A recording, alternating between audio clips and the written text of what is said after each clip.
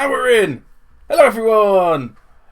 Right, this is the 27th and potentially final episode of Rolling to Ooze Town. Huzzah!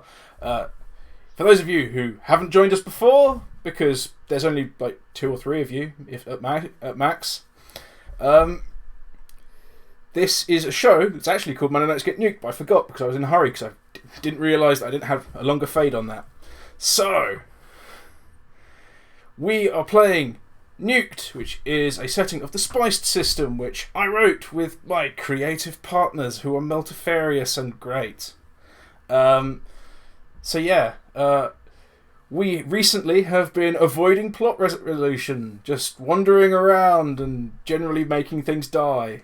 And squandering finite resources of our wonderful ragged world. So yeah, that was always going to be great fun. But eventually, this lot was going to have to achieve something. So, allow me to introduce myself. I am thirsty. I will be the puppet master tonight. Which means that basically I will attempt to herd these cats towards something approaching, like, a conclusion. Or at least danger. And I will be adjudicating all the rules bullcrap that these guys can't be bothered to remember. And with me, I have my lovely players. The first of which is directly below me there, and by the name of Spanners. Hello, I'm Spanners. I'm going to be playing Timi, who is a lovely individual and has never hurt a fly. This is not the time to start lying to people. No. She is interesting. She's a little bit deaf, so spent a fair bit of our last session completely unable to communicate because you made it dark. And where she can only lip read most of the time, didn't cope very well, but came back to her usual killing self at the end. And I do believe we tortured a guy to death. Yes. He might have had some important information, so that might have not been our finest hour. Well, you could argue that you achieved your goal in that you got some important information, have it while torturing him to death. So yeah, the soldiers died, and as has just been said in chat, no flies were harmed in the making of the last session. No. Only NPCs. Yes. And me. Yeah. And landmarks of the local area. You blew hundreds of tons of rock and soil off the side of a hill that stood there forever and had, historical buildings on it for over 2,000 years. But hey, who cares about that? So yeah, it wasn't my fault that it was dark. That was all you guys. You blew a hole in a hill. It's not going to have lighting. But yes. Right. Next on our menu of lies, pure lies, is the next player along. So we should move along one to the next person who's currently hiding their mouth. I'm Lilth. I will be playing Anita, who is literally rotting, as she's a rotter and likes to play with drugs on other people. Yes. And drink. She likes a nice pint in a nice pub, and she hasn't been able to do that for a while. No. On account of the fact that you left town and it burned down. Yeah, she's ever so slightly pissed off with her friends as well. Just a little bit. Yeah. To be fair, they might not be in the best mood with you either. No, possibly and not. You did give life-saving drugs to an enemy you were trying to kill, having not given them to one of your friends who'd just blown herself up. But they might have had information. Well, yeah. I'm not judging. I'm just reminding you. I found some more, it's fine. Fair enough. Okay. And shall we move to the most valued, the most dependable, the solid gold heart of the team? I'm Eivor, and I will be reprising the role of the gallant, the brave, first through the breach at every venture. I will be the wanderer Zeke, most reliable and trustworthy individual that's safe as houses as we get towards the end of this terrible nightmare. Yes. This has cost him a toe. Yeah. Most of that was lies, wasn't it? Absolutely not. Fair enough. Fair enough. Zeke is by no means the sort of gentleman who would duck out on a lady in trouble, leaving them completely alone. Nor is he the sort of man who, when the cops come, hides behind a queue at a kebab cart. And he is absolutely, by no means whatsoever, the sort of person who hoards a cup of tea and doesn't tell his mates.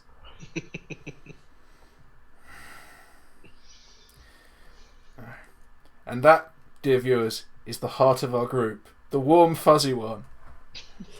The man with a pet who looks after his friends. All one of them.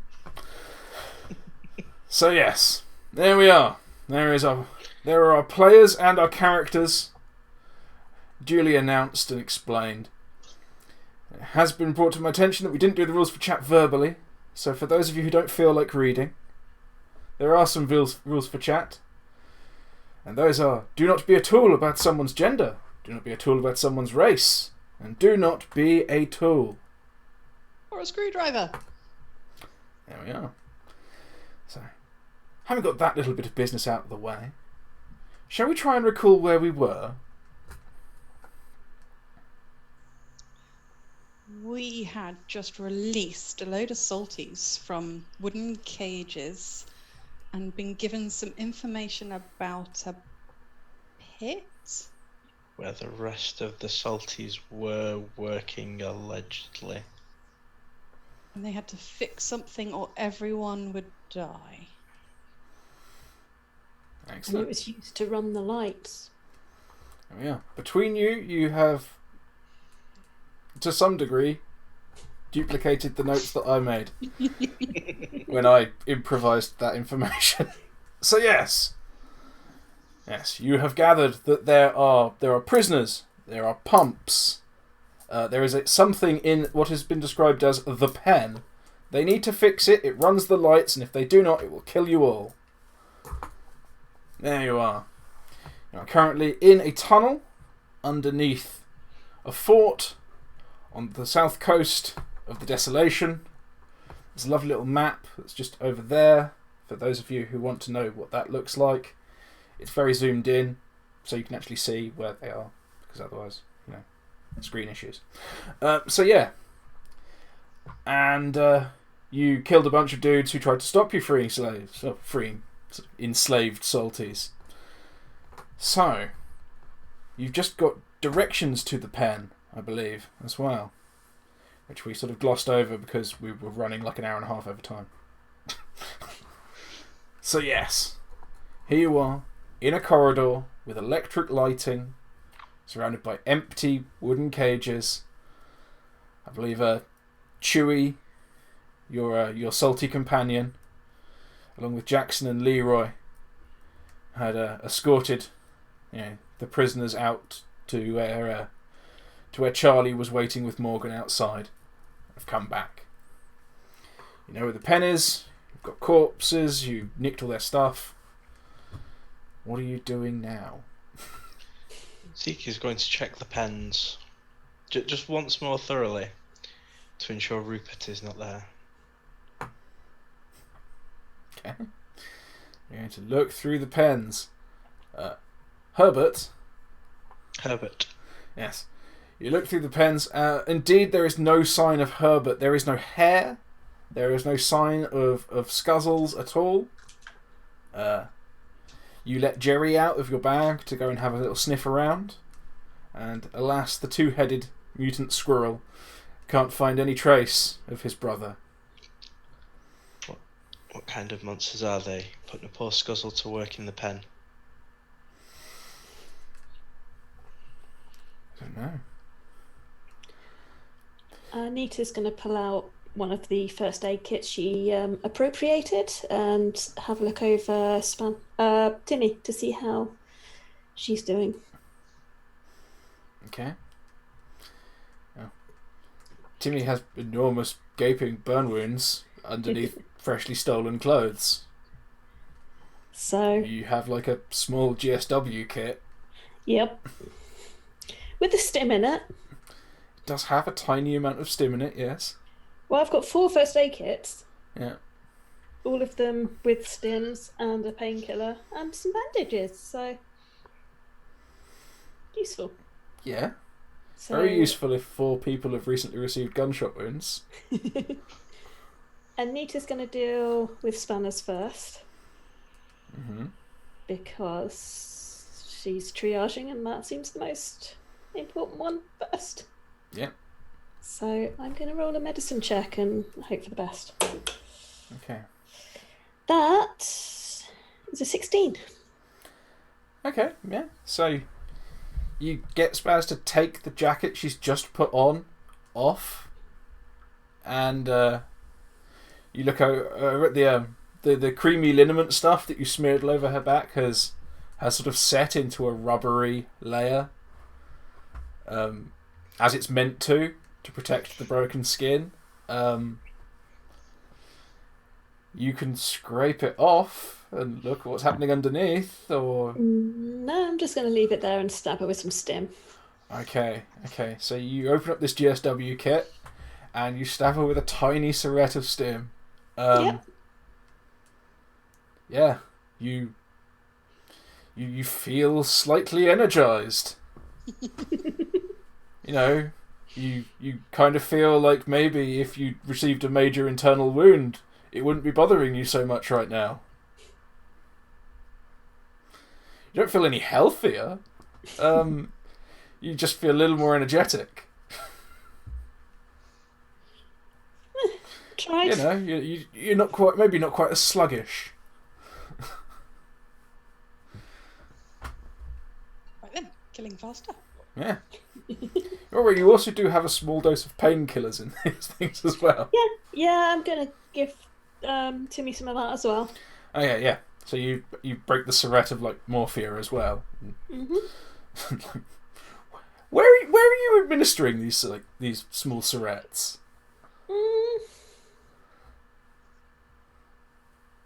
Just out of interest. Into a vein on the back of her hand, because why not? Ooh, okay.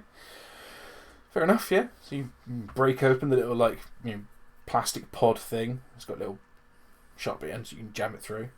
Okay, I know they're normally made glass, but hey. Glass probably wouldn't have lasted this long. So you jam it through her skin, squeeze. And Timi, what's your current suffering sort of going on? 8. 2. 2? 2. Oh, a tinny little 2. Oh, lovely. That's not so She's bad. only really blown herself up once. Yeah. I generally go around not reminding me of that, but yeah. She does only have 3 hit points though. Yeah. Well, having had a nice little shot of morphia, your suffering just bubbles away like it was never there. Nice. You feel good. And for the next 6 hours, you effectively don't have any levels of suffering. Which means your maximum hit points increases back to normal. Awesome. Yeah. And now you have considerably more than 3 hit points, I imagine. Yeah, we are now up to... so at this point, if the levels are suffering, that means that you've regained full health, which takes you up to 18. Well, no, you've lost your levels of suffering, so anything you had knocked off your maximum hit points is no longer knocked off. You currently now have those hit points. Ah. Rather than being too tired to use them. So yes. Cool. So we are still at 3 out of 19, but that's it. Really? You had Yeah. what was you reduced to? I was down to 3. Or what was your maximum reduced to? Maximums were reduced down to 18. Oh, okay. Jesus. How'd you manage that? Okay. I think that was more luck than judgment. Yeah. Okay. Then. Definitely more luck than judgment. Yeah. So now you have 4 then. Woo! So yes. tired and excited all at once. Yes. Yes, you can feel your heart beating faster. But you don't hurt. It's all good. Well, you do hurt, but you know, not like bone deep and agonisingly. But you don't care. Yeah, exactly. You don't give a fuck. So, there you are. You are no longer feeling quite as shitty. So what are you doing now? You've received some basic medical treatment. You've looked in the old sort of, you know, prison section, the cages for Herbert. You know, what are you doing now? You know, Chewie and Jackson and Leroy just sort of standing there like. Well, we've stripped them of their weapons. Yep. You nicked all their shit. I guess we need to go look for the pen. I think so. Okay. If I might interject, pen's probably a bit more guarded than by air, right? So what we might need to do is see whether or not this like have an armory or something. This old building's pretty big. They might have somewhere to keep the good stuff.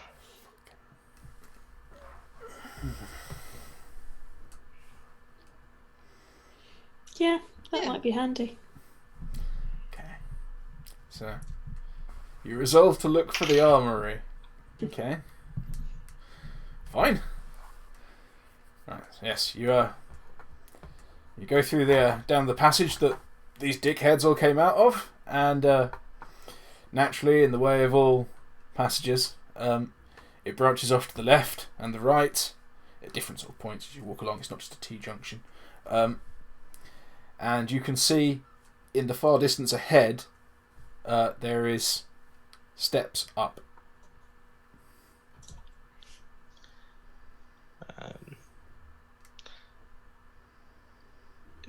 Is there anything sort of notable to the left or to the right, or is it just steps at the end of either tunnel? Well, the steps are ahead of you. The steps. Oh. Let's say at the point you notice this, you've just reached the branch on the right. The left one's a little further along. When you sort of look down there, what you can mainly see are. Why not? There are some pipes snaking out of the tunnel to the left that go across the floor and trail down to the right. And you can clearly hear machinery being worked down there. And there are people.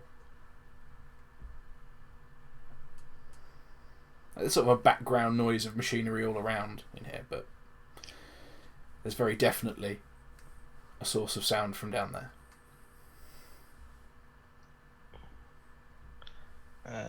Sounds like there's some folk down that way. We might want to give it a wide berth for now, and maybe head up. Okay. You do know, from the bloke you interrogated last time, that the pens are...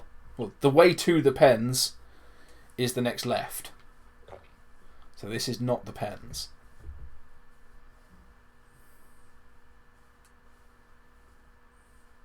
Left. Go left. Yeah? Yeah. I'm just going to beeline it, are we? Okay. Okay. So, Right. well, you said you were going to look for the armory. If you don't want to look for the armory, that's cool. I've given you 3 options. I think we avoid any sound of machinery for the moment. At And least find... another cricket bat. Yeah, at least. Okay. Yeah. Up the stairs it is then. Okay. Are you just all gonna go stomping off up the corridor, or?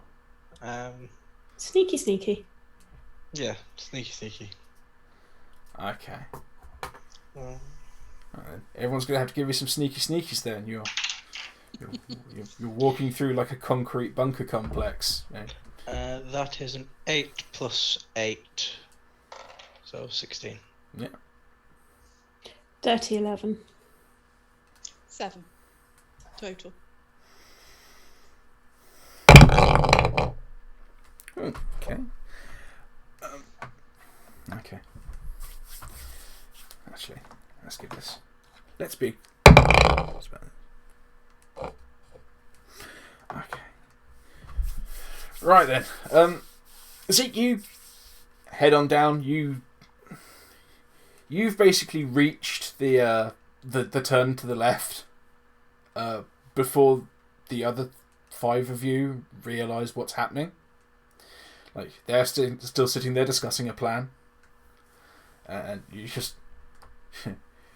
casually go and scout. You've rendered your judgment and now you've left. While Timi's explaining the plan to the rest of the Salties, Anita sneaks forward to ask Zeke what the fuck's going on. Dick, where you gone away? And by the time Timi, Chewie, Jackson and Leroy have started moving, well, let's just say 4 people moving as a group are a little noisier than a lone sniper or a concerned pharmacist. And as Timi sort of flits across the opening, you hear someone go, "Huh, what's that over there?" Yes, you hear another voice. "For fuck's sake, just get back to work." Okay. So I'm doing their best. Abe's Odyssey impression. And at which point, Chewie, Jackson and Leroy all attempt to cross the doorway in one. None of them want to be the one who gives you away. And Leroy trips. Chewie catches him, pulls him across. But Jackson just tuts loudly. And all of you can hear it. It echoes crisply down all of the corridors. And once again, you hear someone down the branch to the right. What the fuck was that? Just keep working. At this point, you hear like a meaty slap.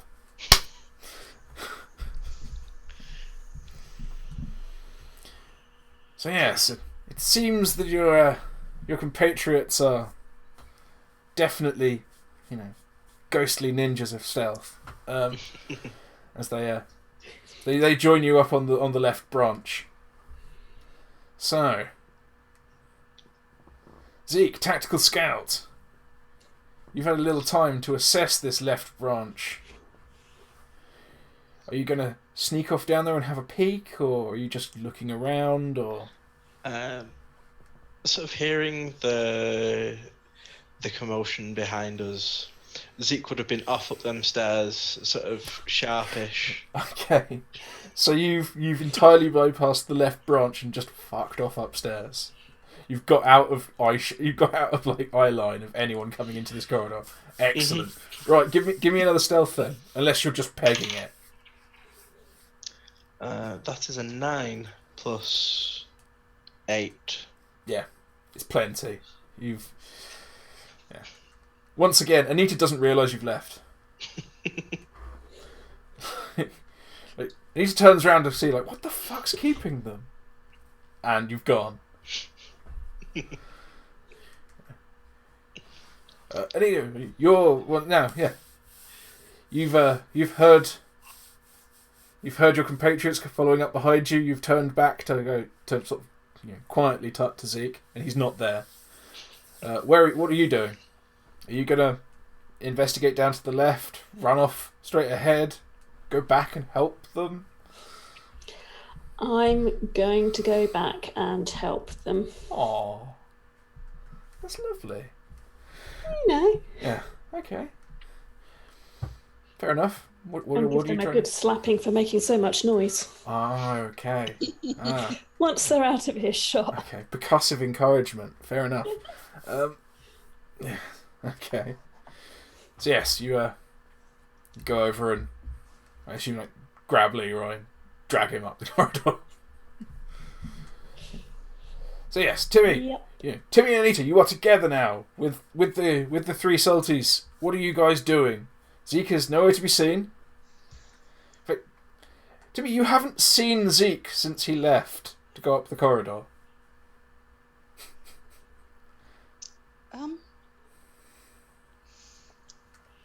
I think we've set ourselves a mission.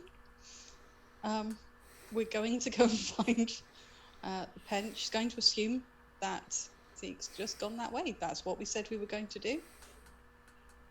That's clearly where he's gone. And if not, then well, he's good at getting himself out of trouble. Okay, fair enough. Anita's gonna let Timi know that the last time she saw Zeke was at the bottom of the stairs. And then he did his usual disappearing act. Just poof, gone. Usual Zeke. I think at this point Timi is going to be bearing her synergy in mind, knowing that she's going to get +2 to all damage. So if Zeke wants to sneak off. Oh, I wish she hadn't said that. But yeah, okay. So yeah, Zeke snuck off. You guys are heading down the left-hand path then? Yeah. Okay. Yeah. You reach the left-hand path. And you go. And what you can hear from down the left-hand path is, if anything, louder machine noises, more voices. And you can hear the rhythm of walking feet, in heavy boots. You can hear a lot of watery sounds as well. A lot of sort of sloshing and gurgling, and the sound of sort of water gently lapping against stone. And obviously there's big old pipes on the floor that trail out in all directions. And a few of them sort of have leaks, spewing out little bits of water, in the way that a badly maintained garden hose does.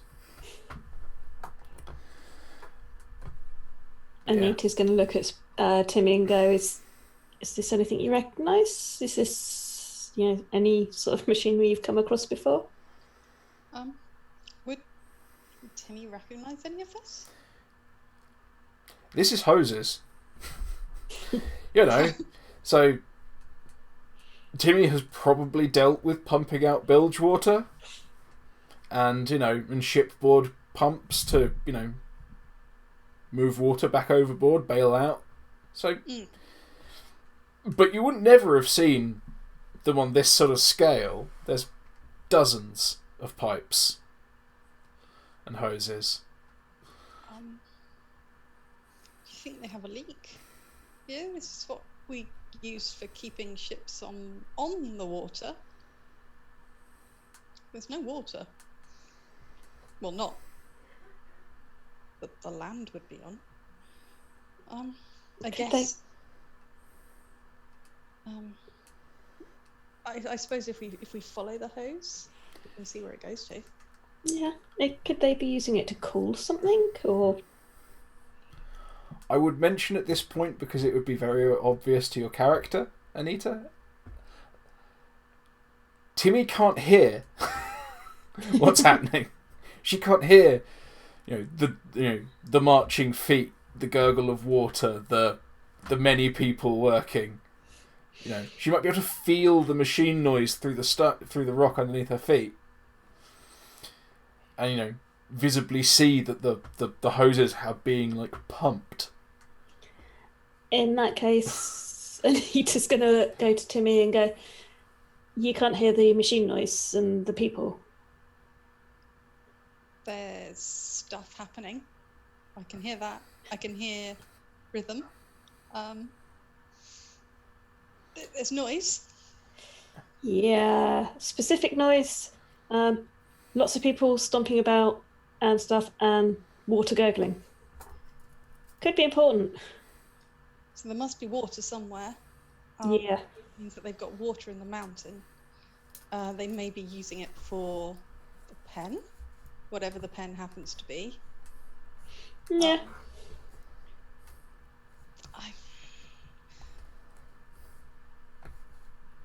Where are they getting the water from? Are they getting it from the sea? Are they taking the Salties water? They're taking the Salties water. This is why they have Salties. Could be. I don't know. Suppose the best way to find out is to have a look. Wow. So you're going to go to the way that sounds overtly more dangerous. Very cool. Okay. Yeah, carefully and kind of not going straight into whatever room we come to, kind of just peering in. Okay. Ish. Yeah. Okay, so yeah, you head off down the branch to the left. You try to stand on the hoses.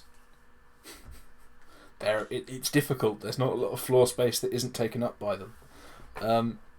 In some places, they've actually put duck boards over the top of the hoses, rather than have people stand on them. As you walk along, every sort of dozen or so meters, there is a branch off to the right or left, and a hose a hose goes in and then comes back out of each of these alcoves.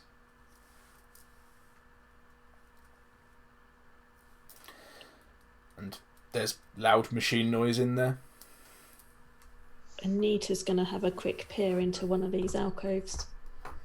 Okay.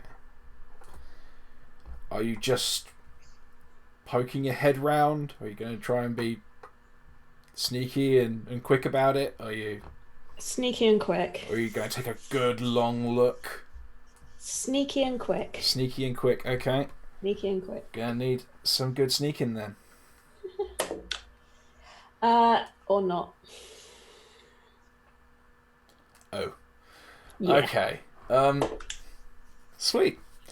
So, what happens is you're standing on these duck-boarded sections, and you decide that time has come to find out what all this fucking noise is about. You stick your head around the corner, and at that very moment, the hose coming out of that chamber bucks under the pressure and hits the bottom of the duckboard you're standing on. What noise do you think Anita would make if the piece of wood she was standing on suddenly lurched about a foot in the air? Oh fuck. What the fuck? Shit. Yes. Okay. So yes, that is exactly what Anita says. Oh fuck, motherfuck, shit! And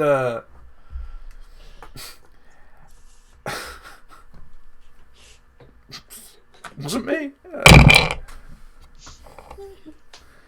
And you're confronted by the concerned eyes of 9 Salties in chains. Timi, this is your thing. They probably won't understand me. Salties in chains. Timi is going to run after the sort of slightly crumpled body of Anita as she was thrown into where we were meant to be sneaking into. Yeah. Is there anybody else in the room apart from these salties in chains? Standing in the doorway, you can't tell. Okay. Yeah. The room is dominated in the centre by a very, very large, complicated-looking pump. Okay. Yeah. It's a bit bloody late to try and be sneaky, so Timi is just going to run towards where Anita is and see if from that vantage point we are like out of a line of sight of anyone else that might have weapons.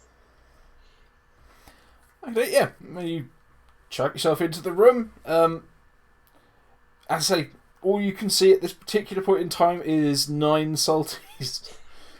They're all chained in some fashion to this machine. Some of them have tools. Some of them are just like working handles.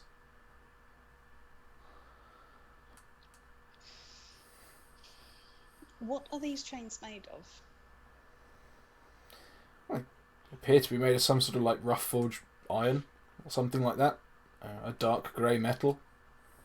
Okay, and what are they connected to the salties with? Are they like something like manacles, or are they? Yeah. Manacles. I mean, in some cases it's it's sort of like leather belts with padlocks, but in most cases manacles. It's by no means uniform.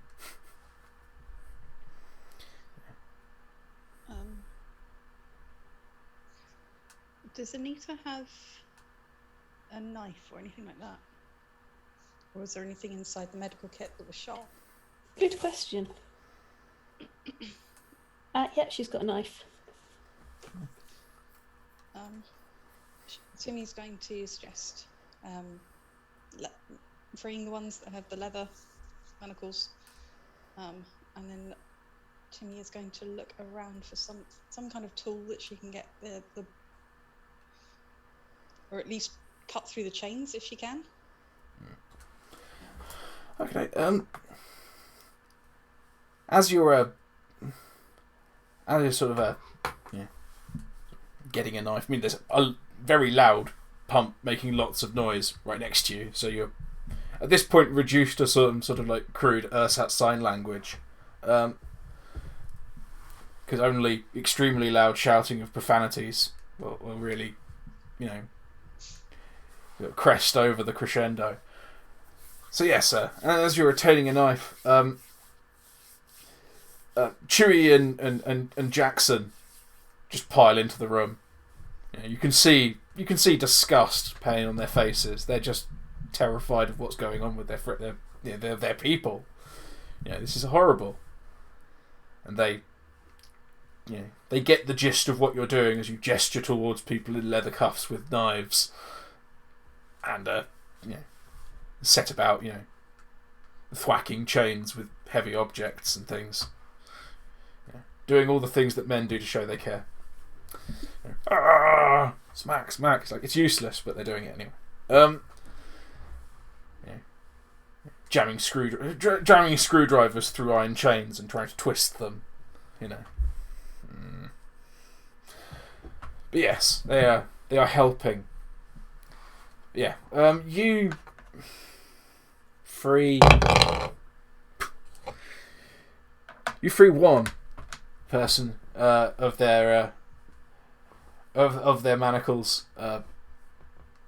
before Leroy turns around and just sort of gestures wildly that something terrible is happening out in the corridor. Right, Zeke. You've nipped off upstairs.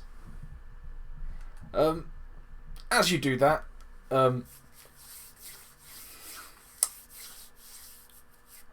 you hear a very loud tutting behind you.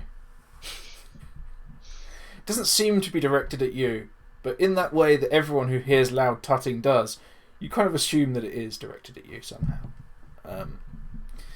Maybe it's a guilty conscience. What are you doing? You've gone up some stairs. At the top of the stairs, there is the stairs seem to have joined a corridor that's going, the opposite direction. So it's traversing sort of left to right, whereas previously it was forward and back. Okay. I think Zeke will take the left sort of turn off there, sort of trying to remain as low and quiet as he can. Okay. And just sort of slowly peek into any rooms or other hallways that come off as they come up. Okay, yeah. You head off to the left. The first room you come across is off to the right, and it's got a big iron door. The kind that they lock up scout huts and community halls with. The ones that always look rusty even when they're freshly painted. Seems to be made of big metal plates. It's got one of those big loops with the ring for the padlock goes through, but the ring for the padlock isn't there. There's just two stumps where one was at some point. What are you doing?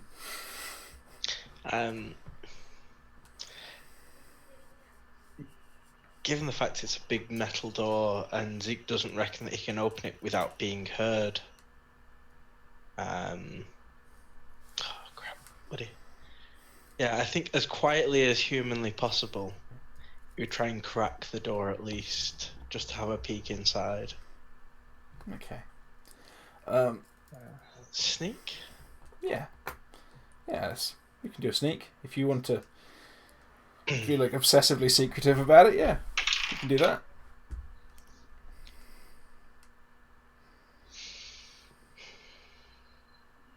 $15. Oh yeah. You the door as you get closer, the door isn't actually all the way shut. It's already open very slightly, and it doesn't take an awful lot to ease it open. About wide enough to get your hand through if you really wanted to. Possibly all the way up to the elbow if you saw something really worth nicking. And as you do, steam starts to drift out.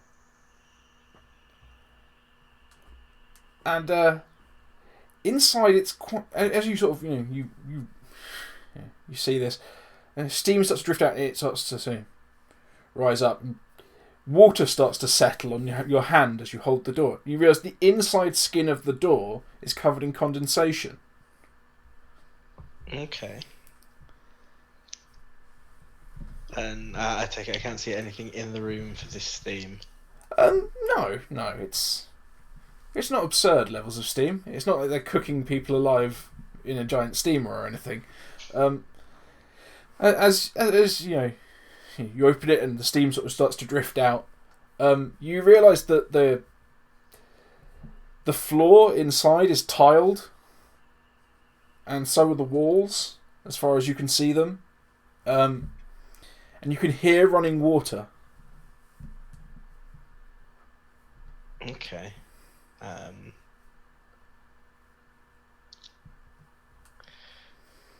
He'll sort of have a look through and sort of get the best field of vision that he can, and then go, "Bloody Southerners are weird," and sort of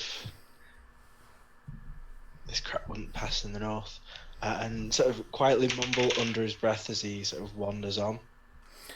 Okay. You leave that door. Do you close it again, or you leave it as far as it was? I'll close it as far as it was. Okay. As you're closing it, on the other side of the door, you start to hear what you presume is either a woman or a young man, singing tunelessly. Sort of a hum. So somewhere between like a hum and a song. It hasn't exactly got words. But due to the tiles, it sounds quite good. Okay, so yes, you leave that room. You head on a little further. On the right, there is another door. It looks quite similar.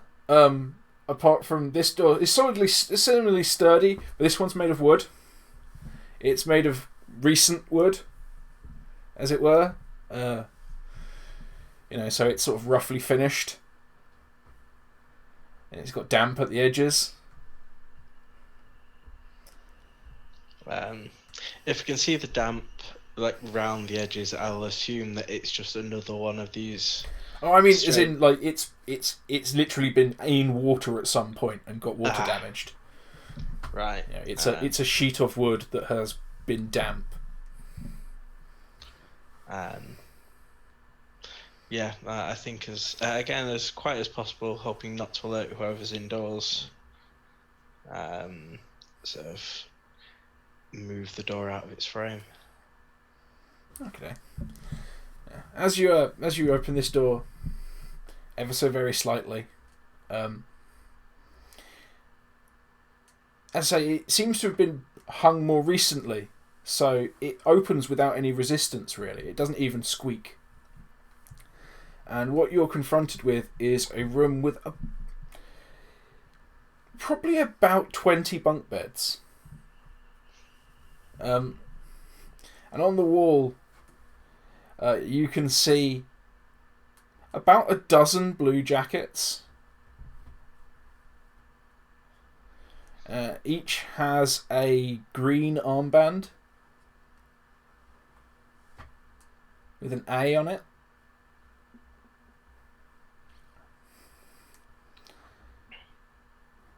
And as you're taking this in, you hear this. There's definitely people in this room. You hear sort of snoring and mumbling. The noise of someone slightly too heavy rolling over on a flimsy bed. Okay. Zeke's gonna close the door back to, sort of quietly as he can, and take one of the bullets that he got from the captain downstairs' broken clip, and sort of wedge it where the door meets the frame to sort of hold the door shut. Okay. So you're wedging a door closed. Oh, let's say... There's got to be a skill for this. Let's say... You're crafting a door jamb. A rudimentary door jamb, shall we say? Of assault. Well, do you want this bullet to... If they apply enough force, do you want this bullet to go off? No, it's just to keep the door closed. Yeah, or is it just a metal door wedge? It's just a metal door wedge. Okay. And that will be a craft. You are just for wedging it in really well. You're checking the door while you do this sort of thing. This isn't going to go well. 5. Yeah, that's fine. This was a test that was so easy you practically didn't need to roll. But I thought I would get you to, because we haven't crafted anything in a while. So yes, you have wedged the door to Greenshift's barracks closed. So I should make a little note of that.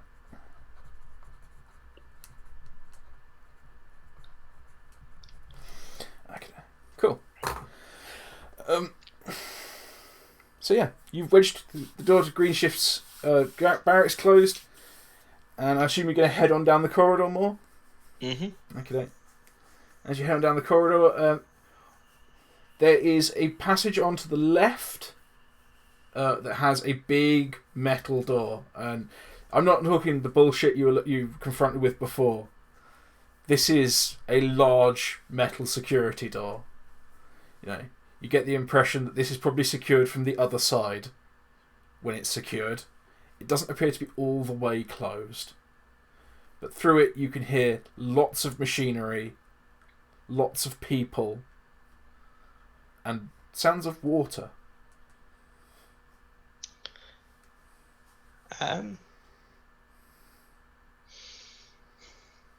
What's off to the other way? The other way, there are stairs going up. I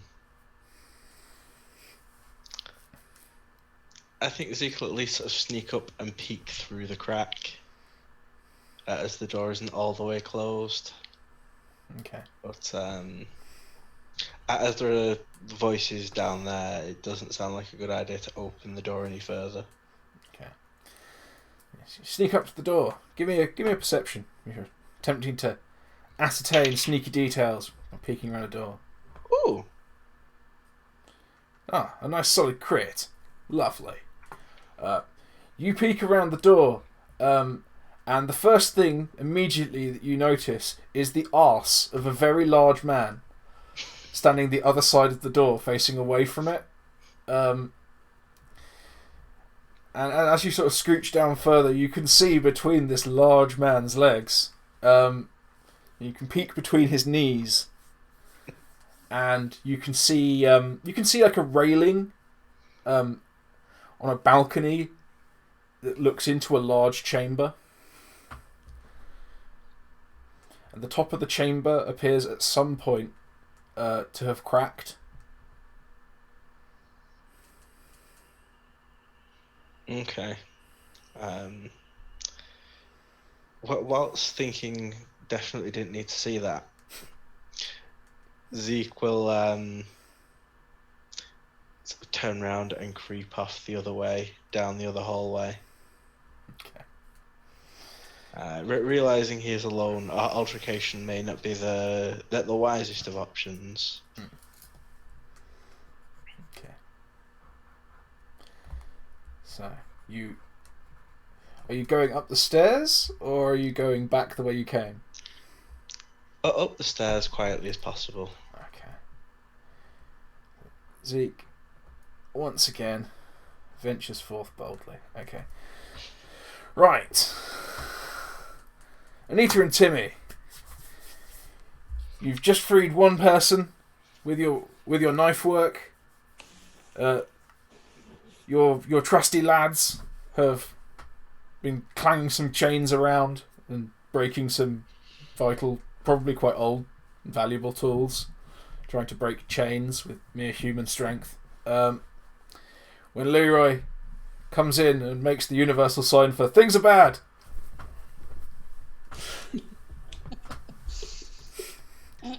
and immediately dives to one side of the door, to the right hand side of the door, his right, and like squelches himself in against the wall.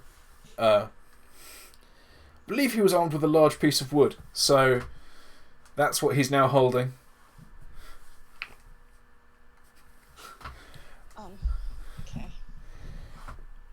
Okay. He mouths in the manner of someone who really wants to be heard but doesn't want to say anything. The word blue. Blue. Coat. Fuck. What are you guys doing? Would I have understood what he was saying, or was he saying it in Salty? He was saying it in Saltie. So I have no idea. I just know something was bad's happening. Yeah. Okay. I think Timi is going to know. Firstly, what he said, but also that Anita didn't understand. So we'll kind of grab her arm and pull us both back towards the wall, so at least we are protected in one direction. And he's going to draw the pistols that she took from the other. So you're going to the wall on the other side of the door? Yes, so that we have Leroy one side with his bit of wood, and us on the other with some pistols. And has Anita got a weapon? She does, yes. Being bodily dragged against the wall and seeing Timi pull out gun, she's going to Do you think you're already holding a knife? Something is going wrong, and she's going to keep hold of her knife, but also pull out Marcia, the gun she stole from a blue coat way back when. Oh, yeah. Yeah. The gun you stole from the blue coat who was expecting a baby. With his other half. Who got pushed off his roof? Yeah, the guy that got chucked off a roof. Yeah, that she didn't have anything to do with, just came across the body and went, oh, I'll have that. Yeah, he fell on the gate you were trying to get through. Yeah, that one. Yeah. Fortuitous timing. So yes, you scratch yourselves against the walls. Give me stealth. Leroy 2. Whoa! Fuck yes.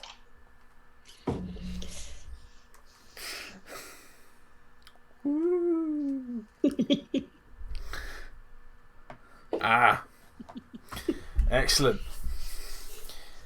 Yes. Leroy stands there like he was sculpted. Anita fits in comfortably behind Timi. Timi misjudges the sightlines.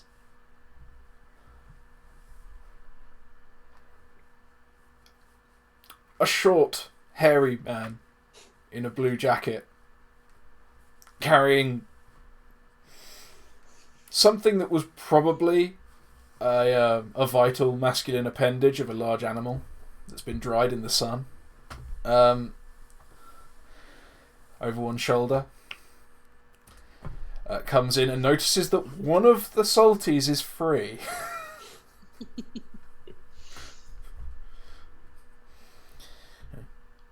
His face goes red. Noise occurs. It's not quite words because there's a big machine just there.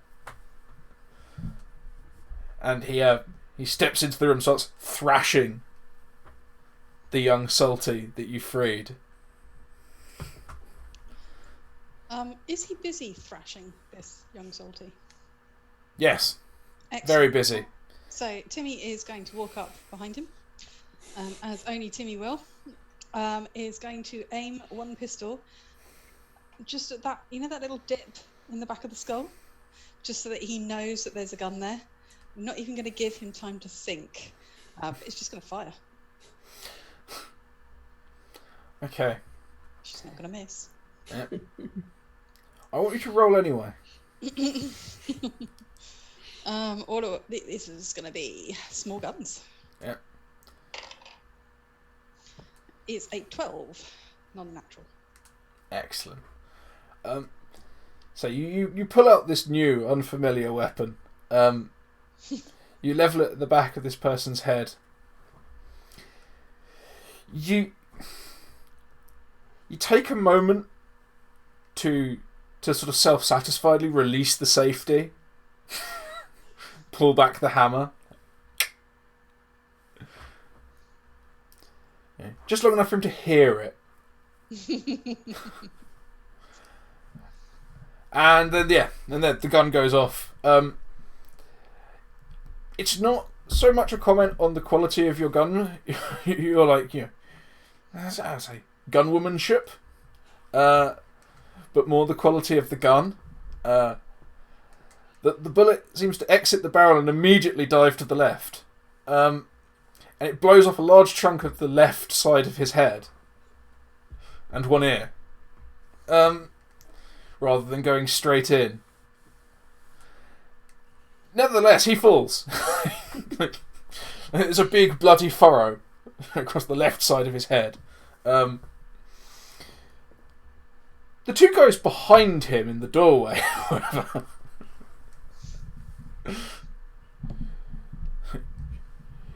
in the manner that Anita managed only moments before, say, "Oh fuck shit, Jesus!" and and one of them lashes out with the butt of his rifle.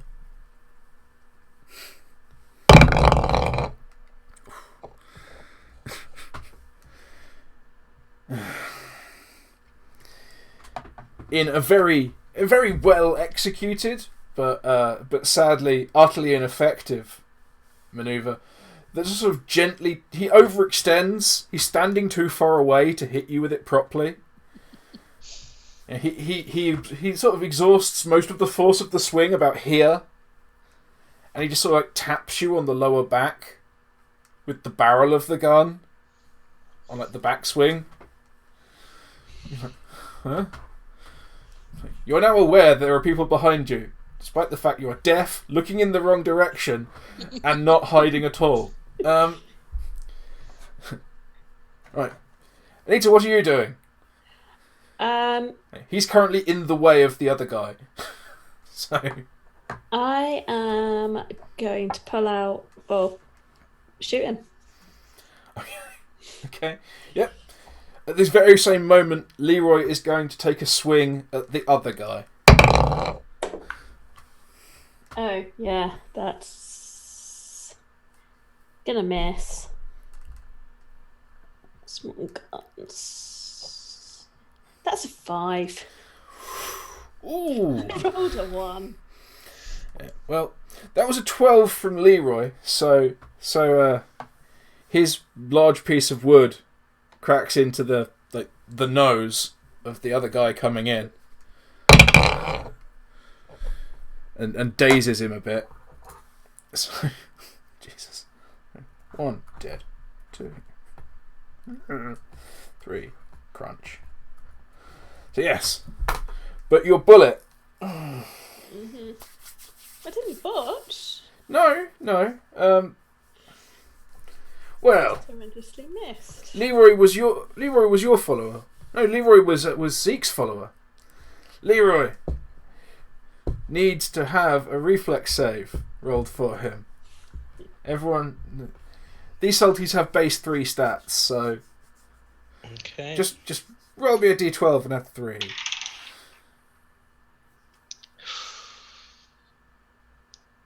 Seven? Oh, Leroy. At least he went out with chicken. Yeah. Poor Leroy catches a bullet in the shoulder in his moment of glory. So, roll damage for Leroy Okay. as you fire a pistol in close quarters inaccurately across a doorway.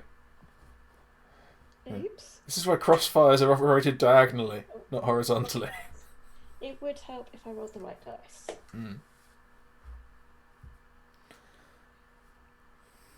2. 2. 2. Surely that can't be it. I rolled 3 and I've got a -1 to damage. Excellent. So Yeah, but what's 2. your small guns? Oh yeah, I've got to add that as well. Yeah. That is 4. Okay. Yeah. So I've not shot the gun Yeah. before. so you hit him for 6. Yeah. Yes. Leroy is interrupted in the middle of his war cry of Jenkins with "Ah, fuck!" in perfect English.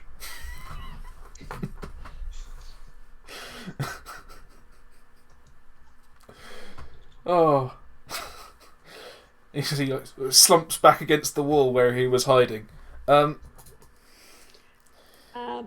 shit. Yeah. Sorry, my bad. Yes. Oh. Did we roll damage for the dude who got shot in the back of the head? No. Can you do it anyway? I just want to do it. Keep track for my notes. He's dead. He's gone. I just want to know how much damage it did Okay, fair enough. for the sake of completeness. Small guns. Zeke's still running away somewhere, isn't he? Yep. Excellent. So that's 12. That's not right. I'll use the wrong dice. Give me a second. That's better. 4, 5, 9. 9. Okay, cool. Yeah. Well, at least he's still the guy who took the most damage. So, there we are. Cool. So, all 3 of you are now facing one unlucky man who failed to execute the simple maneuver, especially for a guy who's been guarding prisoners, of thwacking someone in the back with a gun. Yeah, he couldn't even hit an escapee in the back of the head with a rifle. But what kind of guard is he? He is going to. Let's see. Yeah, screw it. Why not? He's going to take a mental endurance save. He's just seen, ostensibly, his boss have his head blown off in front of him. His best mate gets smacked in the head. Enemies so dangerous they don't mind shooting each other.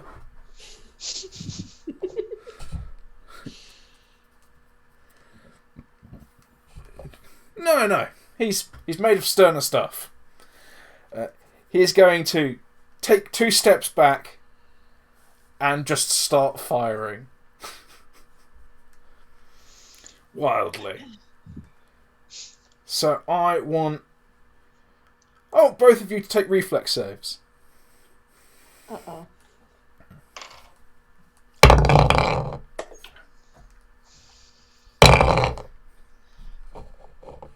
6. I'm going to use my legendary point. Yeah. Okay.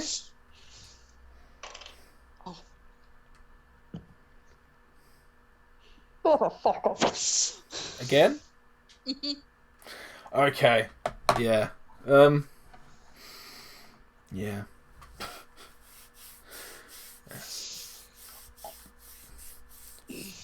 Yes.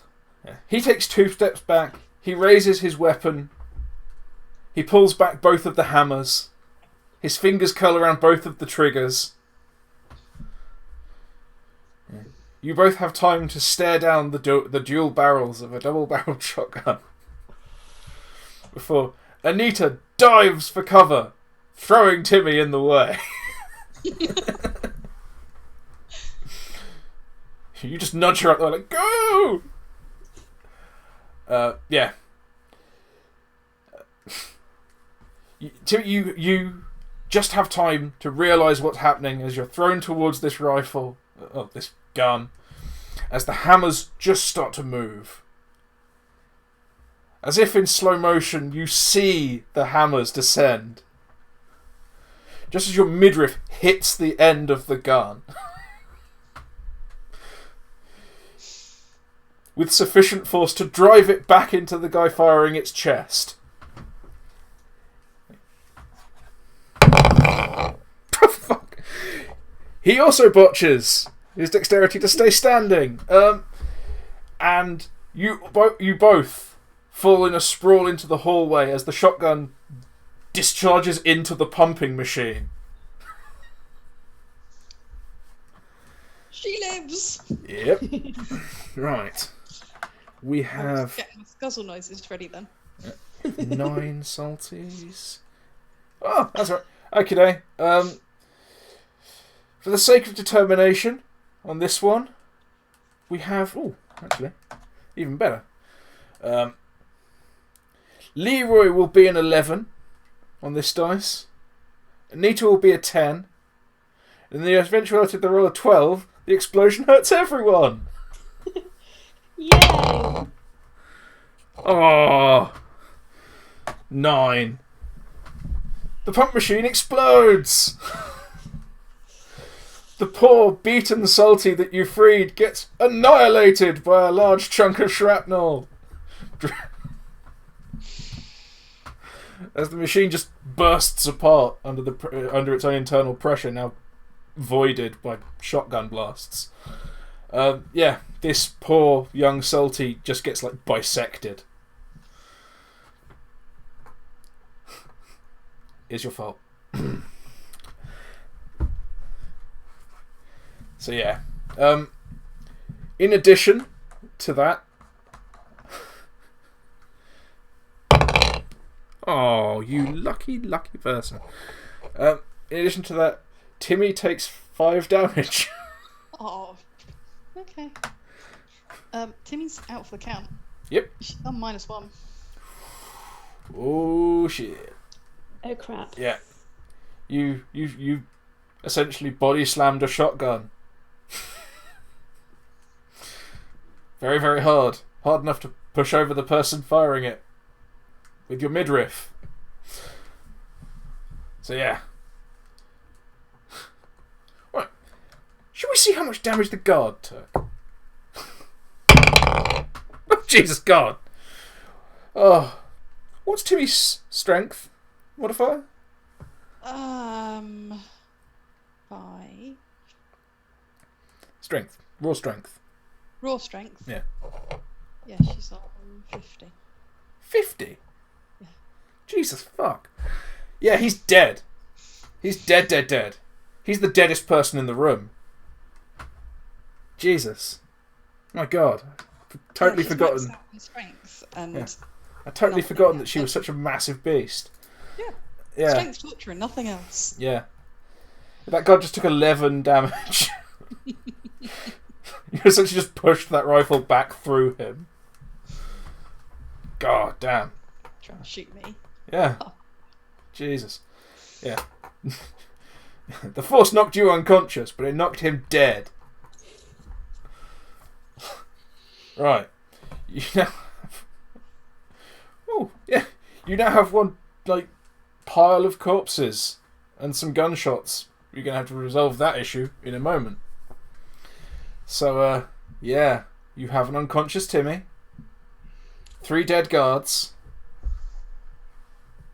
Leroy hit in the shoulder with a gun with a pistol shot from one of you guys. And 8 terrified Salties chained to a blown up machine. There's not much I can do about the Salties. I'm going to run over to Spanners and, to Timi. Use one of my lovely compression bandages to bind up any bleeding wound, and then painkiller and stim her. Excellent. Yep. Oh. 17. Oh God, yes. Roll your medic heal. You've definitely nailed that one. That is a...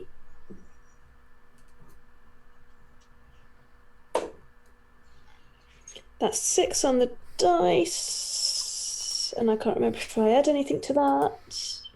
Yeah, your ranks. My ranks. So that is Your 9. total. Yeah. You regain 9 hit points, but you've also taken stim, so you lose 1 from your maximum. And normally being knocked out would give you a level of suffering, but you've just been given another dose of morphia. So take an endurance poison check. Oops. My bad. Okay. And I crit. Excellent, because otherwise you would have been rendered unconscious. Excellent, you are accustomed to painkillers. It's strange how art mimics life. So yes, you're adjusted to painkillers. Right, and as your eyes burst over, oh fuck! We will move back to Zeke. So, Zeke is ascending the stairs. And when you're about halfway up, this set of stairs is a little longer than the last one. It's probably about the same length as the corridor you were just in, which may be sort of 20, 30 metres long. You're not exactly sure. It's a little hard to know, to judge. Twisting and turning all the time. This one seems to go up a fair bit further. And by the time you get up here, you come into another passage, and you're pretty damn sure you can see some sunlight coming from a window in one of the walls. Hey, there's a fucking window. But yeah, you're pretty sure you can see some sunlight coming through it. I mean, it's a dirty old window. It's a fair way off down to your right, sort of set into the wall a fair distance. But yeah, it's the definite telltale shaft of light coming in with all the dust motes shimmering in it. So you're pretty sure you're, you know, if not near the surface, you're at least near a hole in the surface that comes down this far. I think it's going to head to the right towards that window. Sort of saying as low as he can. Probably against the window wall.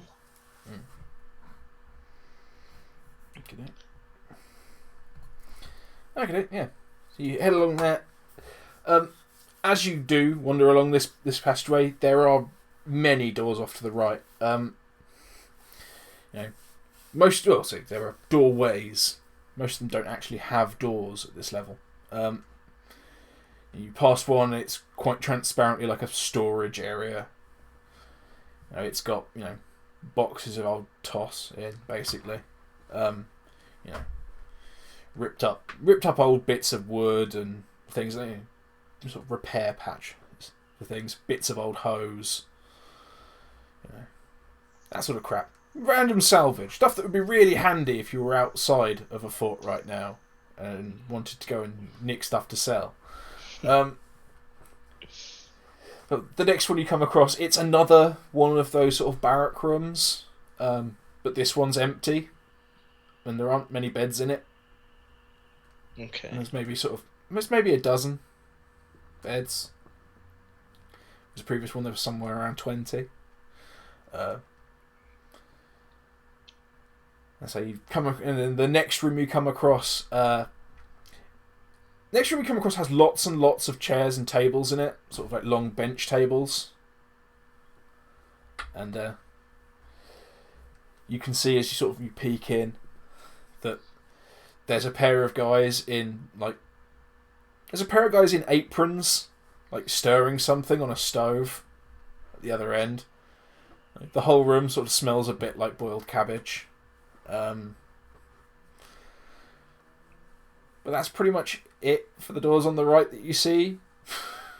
Okay. Like, there's lots of doors into this one room, sort of stretched along. It's a fairly large sort of canteen area. From the door, I can see these two guys. Is there sort of? I'm ideally looking to replace the cleaver that I lost on the ship. With something similar, if I can sneak in and snafu something. I say that they're over there staring something else. They clearly have something to chop things with to try and make. Well, if nothing else, they can cut a cabbage. So they've probably got something they can cut a cabbage with. I've seen people do that with cleavers. It's not a very good move.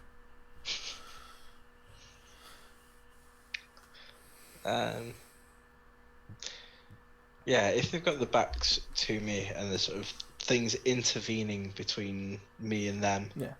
Well, they're doing this like behind a counter. There's tables and things all over the place. Can I see sort of the end of the counter to like get behind there? If you went into the room, you probably would, but just looking like casually from the door with minimum profile, no. This is what you're seeing from the other side of the corridor, like looking through the door. Yeah, I will just carry on then until the daylight brings me either to outside or another set of stairs. Okay. Well, the next immediate concern is the window. Yes, that's sort of between two of the doorways into this canteen way. The opposite side of the corridor, but you get my meaning. Yeah. So you pass the first door, there's the window on the other side, and then there's another door into the same sort of commissary area. You go? Yeah. Just dart past that door and sort of carry on down the hallway and follow it around any corners. Okay. Yeah. As you head on there, you are approaching corners now. There's also a door on the left. A big, like double wooden doors to the left. Yeah.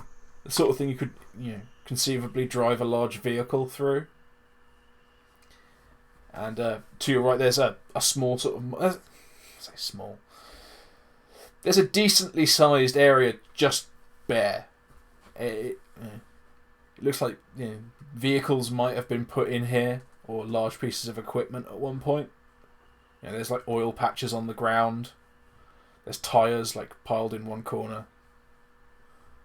We shall check door number 1 as quietly as again possible. Okay. Yeah. Right, give me your stuff, and I'll tell you what's happening. Okay. 16. Okay. Yeah. You go over to the door. It is locked, but with your 16, this lock cannot fucking dissuade you. Yeah. You use all of your wiles, and you pop this damn lock. You give the door a nice, gentle, loving shove. As it swings open, there is the most god awful creak. Suddenly, it dawns on you this door might not have been opened for a while. But as you open the door, you're in daylight. On a wide open, flat, concrete yard. On the other side of the yard, maybe 30, 40 metres away, there are some ramshackle buildings. All of them surrounded by a grass slope. So it looks like you've set into a grass slope. Behind the ramshackle building, there are some brick walls that seem to sort of rise up, and then the grass slope comes over the top of those. So it looks like a brick building has been built into a hill.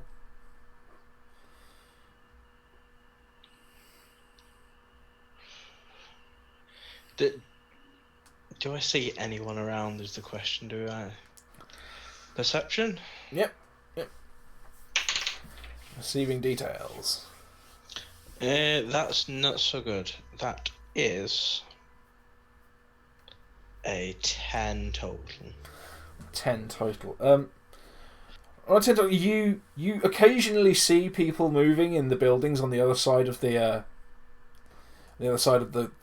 sort of courtyard.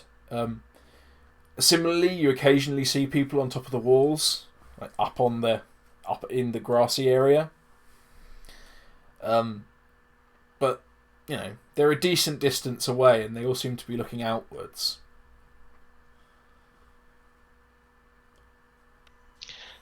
So from the courtyard that I'm in, did the wall sort of go all the way around and then to these buildings on the other side? Yeah. So we're keeping mile to the... Oh, do I still have... I can't remember whether I took one of the blue... Can you hear me? It's going a bit crazy.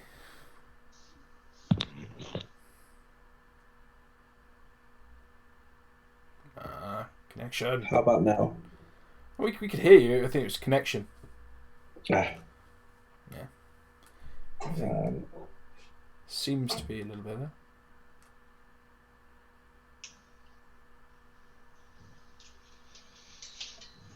Let's try this, see if it...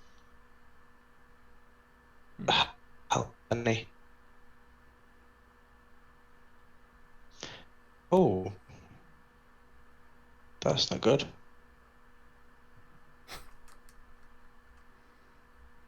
Wow. Well, need to remind you, viewers, this is live, so all enjoying technical difficulties.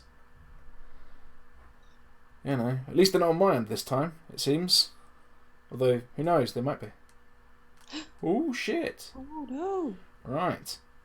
I think we might have to drop into a quick break there while we work out what the fuck is going on. So. Oh, there's a sort of split screen. Yeah. Right. Cheerio. See you in a minute when we get this sorted out.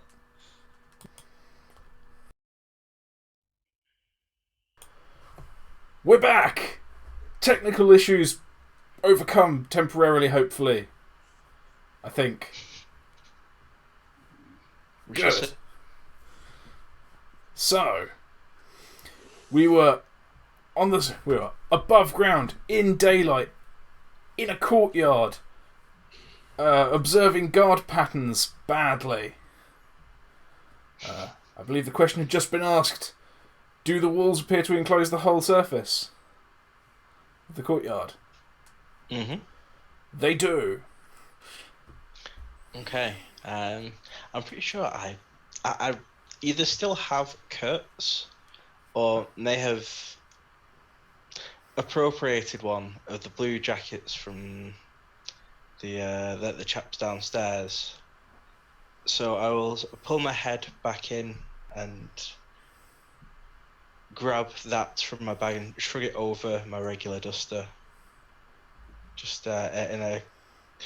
I suppose if the denim jacket's not going to work, so I shall shove the duster into my bag and gently dislodging Jerry prior to burying him alive, and pull this blue coat on and make my way sort of as inconspicuously as possible, sort of round. You know what? I'm just going to beeline it. They're up on the walls. If I can't see anyone in the courtyard itself, I will just sort of make what looks like a reasonable route over to the buildings. Okay. Cool. So, yeah. You pull out your blue jacket, you put it on, it's definitely not the one that belonged to the captain, so it's got a green band. Got a green band, so yeah, you stroll out into the courtyard. And with that, we will transition back downstairs. Right. Anita and Timi, you have 9 lightly wounded Salties chained to an exploded machine. A lightly wounded Leroy. A recently resuscitated Timi. And 3 dead guards. It's the correct number of dead guards to have. Mm-hmm. Oh, you have 8 lightly injured Salties. One's dead. Yeah. Yes. Anita's going to look at Timi and go, I hope that machine wasn't important.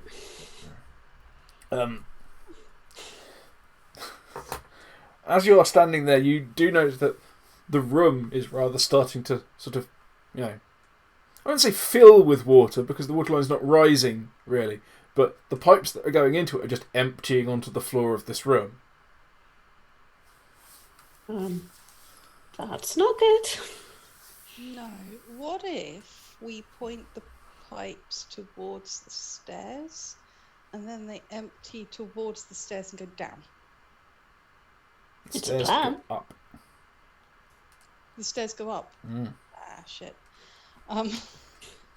In which case, we need to get these salties out of here. We can't just let them drown.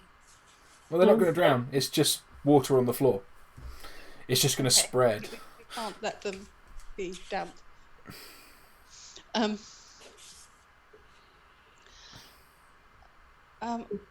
It dawned on Timi that she hasn't actually spoken to these salties. It's now quiet enough to talk to them. And as it's quiet enough to talk to them, she's actually going to break with massive tradition, march up to the one at the front and ask their name. Oh, excellent. Right. Yes. You walk up to the closest Saltie and you ask them their name. What do you say?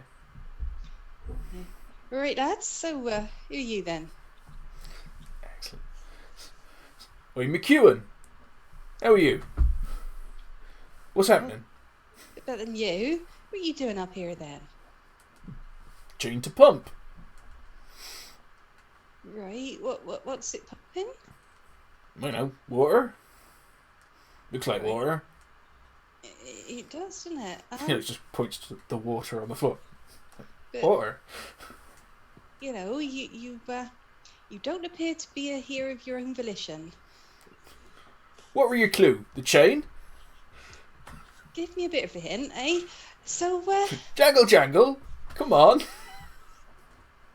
who put you here then? Them. Right, You there know, are. more of them and all, but them. You know. And you didn't have something to say about that? How'd you get here? You know, we're Salties, you know, fighting and all that.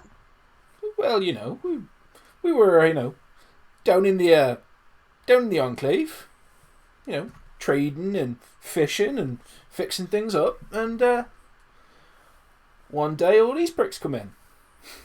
You know, shoot and burn and kill. Rest of us get dragged off. See. You And know. you just do this, or is there anywhere else? Well, this is where we are. Right, and this is the pit, right? What? No, this is a pump. Right then. So, where's the pit? I don't know. Any of these guys know? Wait, you lot. You know where the pit is? What the fuck are you talking about? Can we go? We've been down here for days.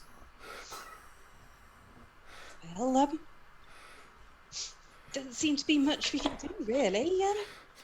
And the tools work. Let us out these fucking chains. Is there anything apart from a screwdriver? You know, like bolt cutters or anything similar? There's like hammers and spanners and wrenches of various kinds.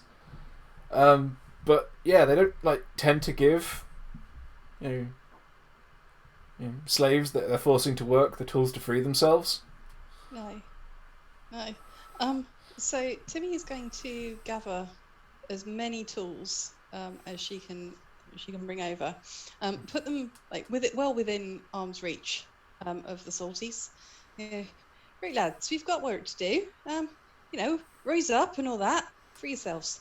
And then piss off up the stairs. As you do that, Chewie is going to take your arms, but ain't right leaving him. Not doing it. These are good folk. Right. Gotta free him. That's my job. It's our job.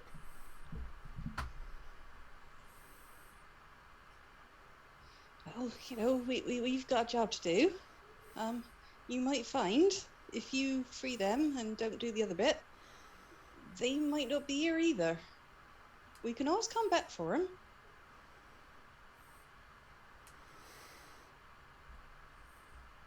Don't seem right. Go on, roll dice. Convince a man. Manipulate someone. Manipulate, intimidate, beat the shit out of him. Do something. Right. While Timmy's having this discussion that Anita doesn't understand, she's going to be checking the guards.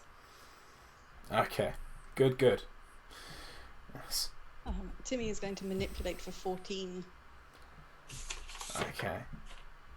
And what are you going to say while you're manipulating for 14? Right. You free them. Right. You've got 9 friends, 8 friends. Maybe they're going to survive. Maybe not. You help us up here. You got the rest of the Salties.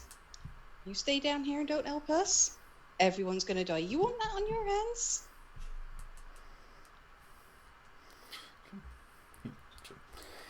He sort of just looks at his feet and like shuffles his feet a little uncomfortably. Like, no, I don't want that. But still, it don't seem right leaving him. Well, If we free him now, they can help us. right, what are you going to free him with then? We don't know. You know, pair of wrenches, turn them the other way, try and twist a link on the chain. I don't bloody know. Exactly. You don't bloody know, do you? Oh. And when we've got more time, we can come down here and we can work it out. But right now, you don't know, something might go boom up there. You know, we've already blown up one pump. Okay. Don't seem right leaving, folks. He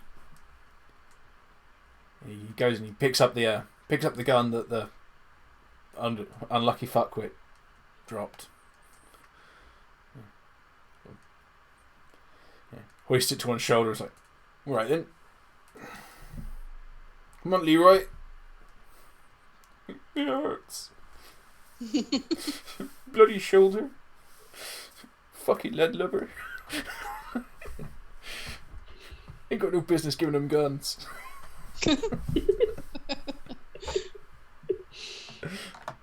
Can't trust no doctors.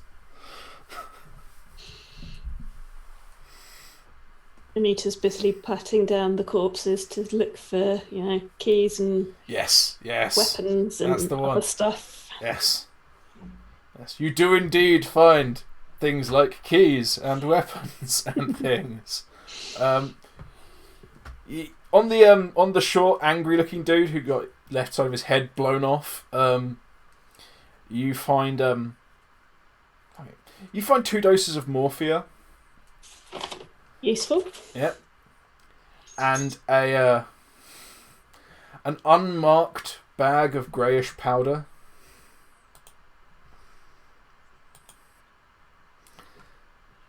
Do I recognise said powder?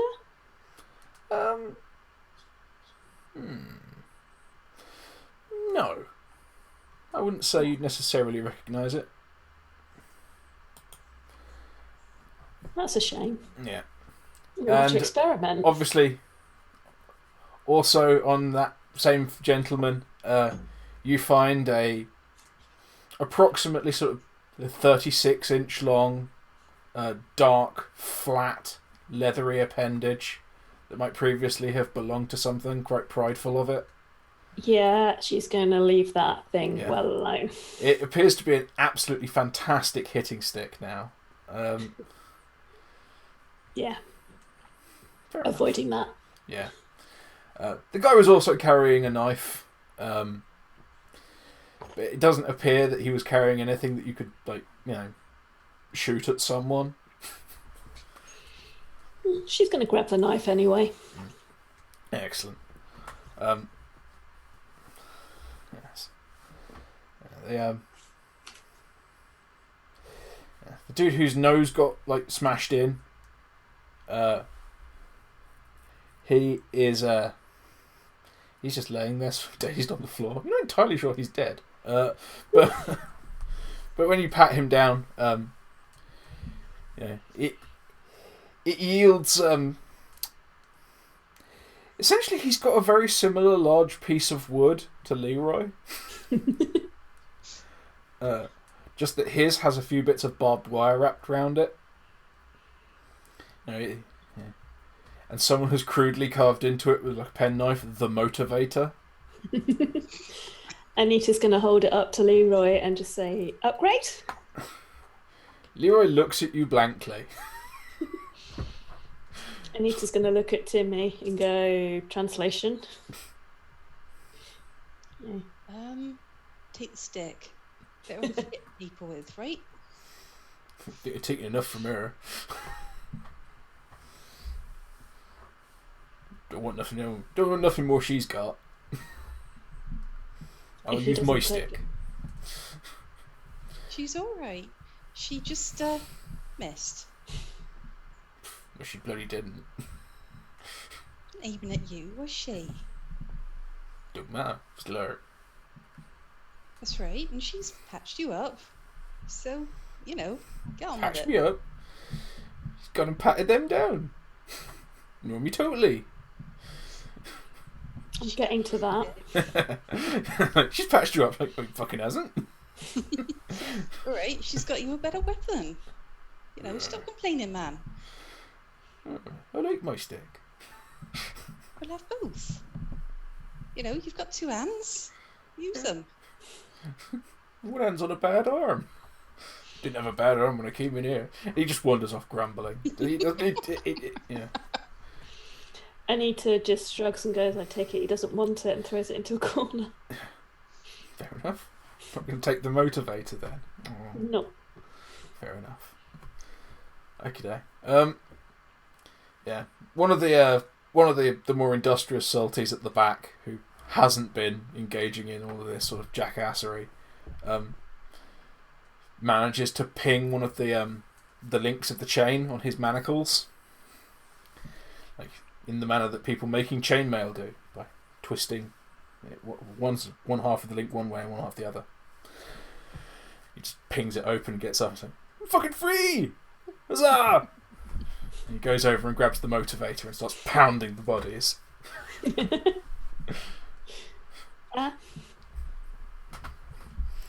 Yeah. You also find on the other two, you find like a few extra shells for the shotgun that Chewie picked up, and a key. She's gonna grab the key and then start unlocking manacles. Yeah, it's like a very very crude key. Very crude manacles. Yeah. It's essentially just like the correct Allen key to undo the bolt, sort of thing. Yeah. But yeah, you pop open the manacles. They all these folk, sort of stop and ask Jackson and Chewie which way to go. And, She's also going to hand Chewie the shotgun shells. okay, cool. Chewie now has the shotgun shells. Excellent. So yeah, Jackson is going to show them where to go, and they all file out, apart from the one clearly unstable fella with the motivator, who's still just standing there like pounding the bodies into a pulp. You fucking bastards! How fucking dare you! I don't even like machines! I'm a fisherman, you bastard! Chain me to something noisy and filthy in the dark? Nothing to eat but bread? What kind of bastard eats bread? I'm gluten free! Yeah, he's clearly having no fun. Well, he's clearly having quite a lit fun now. But yeah, there you are. You've dealt with that small issue. And what are you doing now? Jackson basically just leads them to the hallway and goes like, that way. I just keep going down this corridor. Okay. Trying to find this pen place. Yeah, that's it. Every dozen or so meters, there's another alcove on either side. So you've been on the one on the left, the next one's on the right. As you peek in, there is another identical room with a pump in,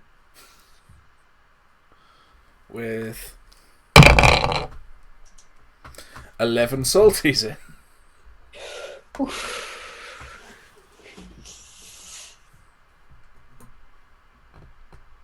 I'm going to see if the key I picked up would free them. Okay. Yep. Walk on in. 11 horrified salties look at another stranger. Another deadly, strange-looking, heavily armed stranger. She's not heavily armed. She has a gun and 2 knives. And they're chained in rags to a machine. Good point. Yeah. Like, a few of them might have wrenches. So yeah, they sort of, the ones closest to you sort of cover their heads and try and like scurry back, but the room isn't actually big enough for them to move back into the mass.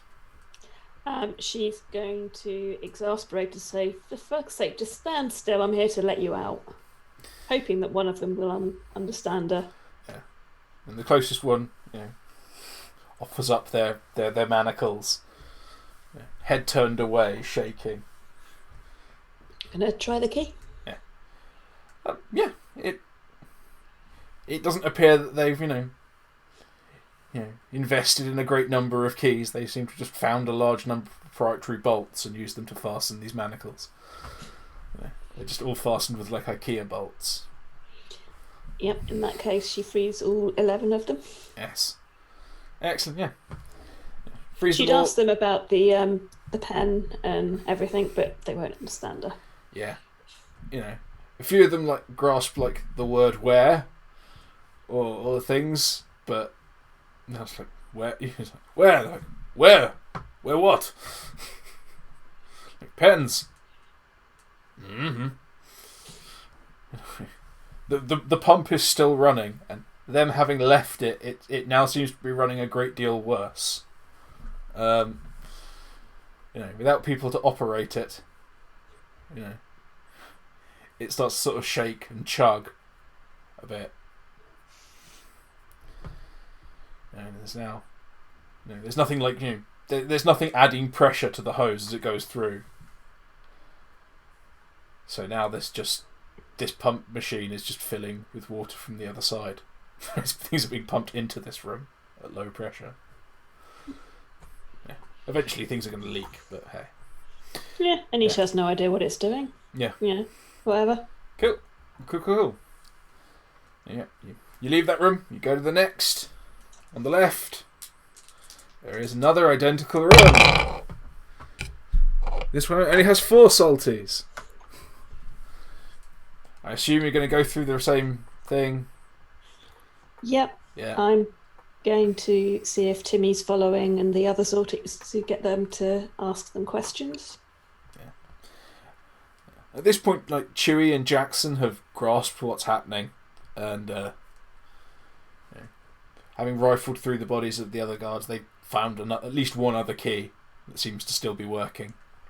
And they go to the next room and start freeing people. Leroy's standing there grudgingly answering questions. Yeah. But it seems that all you can get back from these people is that they've been basically taken prisoner and locked in here, forced to operate pumps. Yeah. A few of them have been told that, they'll all die if they don't. But they don't know much more than someone with a gun who's imprisoned them has told them they'll all die.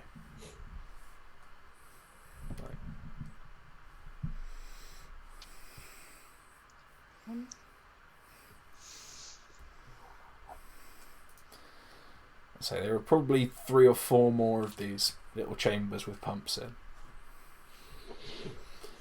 on this corridor. I assume you go along freeing everyone. Yeah. Yep. Cool. So yes, having done that, you've probably freed about 30 or 40 people now.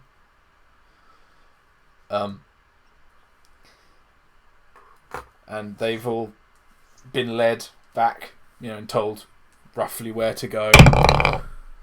God. You can now hear behind you, down the hallway, some kind of altercation. Because 40 odd people have tried to sneak down a hallway past an active pump room.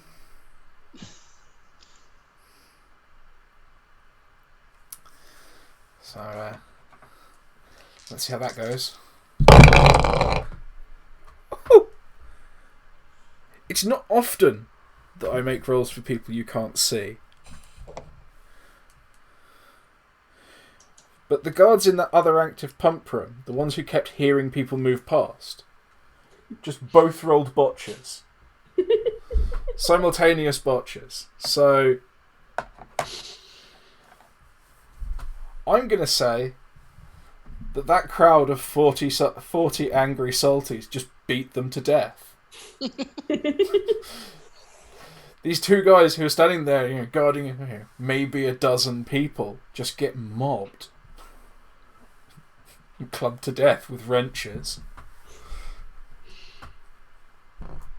So yeah. one of them comes along back to you, like a sweet, motherly-looking lady, now splattered with blood and holding a very large red wrench. It's almost so large she almost has to drag it.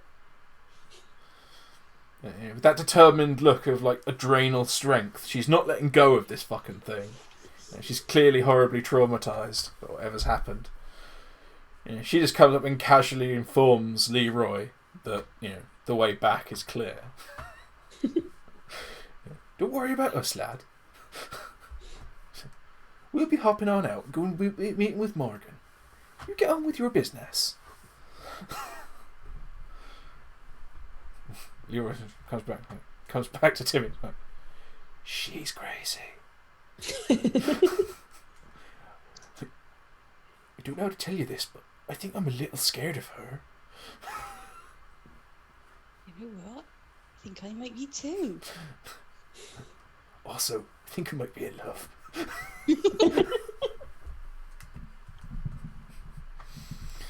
think she's your tote, love. We'll see. And, yeah. So, yeah, you freed 40 odd people. Well, now, sort of 50 odd people.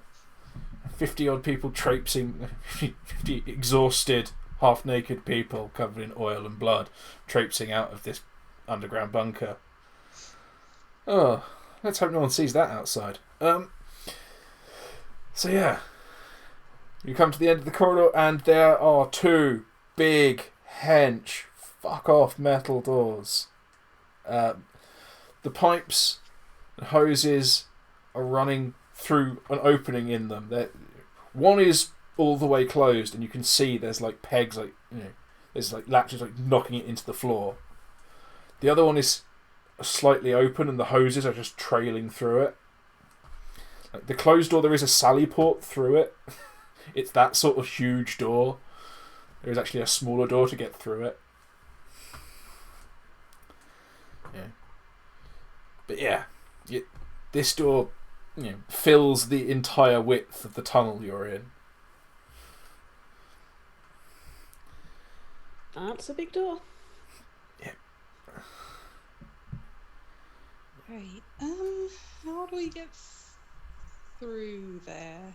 I'm assuming if we try and go through the smaller door, it's even with the smaller door, someone's going to hear us.